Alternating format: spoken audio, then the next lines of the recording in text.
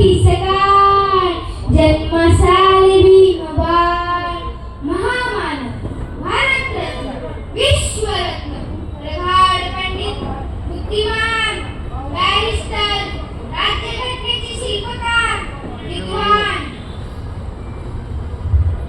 कायदे पंडित बॅरिस्टर क्रांतीसूर्य ज्ञानाचा सागर म्हणजेच द किंग ऑफ नॉलेज आपल्या सर्वांचे प्रेरणास्थान व मार्गदर्शक डॉक्टर भीमराव रामजी आंबेडकर म्हणजेच डॉक्टर बाबासाहेब आंबेडकर यांच्या जयंतीच्या सर्वांना हार्दिक शुभेच्छा.